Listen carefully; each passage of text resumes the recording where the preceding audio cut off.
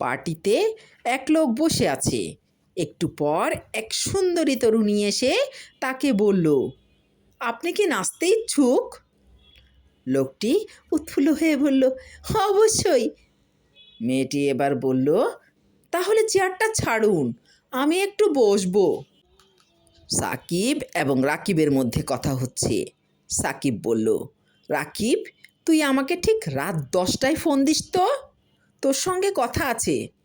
রাকিব বলল, ঠিক আছে, তুই তাহলে আমাকে ঠিক 9টা 59 মিনিটে ফোন দিয়ে মনে করিয়ে দিস। এক বন্ধু ট্রাকের সঙ্গে ধাক্কা খেয়ে কোনো মতে জীবন রক্ষা করে সুস্থ হয়ে ওঠার পর এক বন্ধুর সঙ্গে দেখা। বন্ধু বলল, দোস্ত, চল রাস্তা থেকে ঘুরে আসি। দ্বিতীয় বন্ধুটি বলল, না দোস্ত, আমি বাইরে যাব না, সমস্যা আছে। দ্বিতীয় বন্ধুর কথা শুনে প্রথম বন্ধুটি বলল, কেন, কি সমস্যা?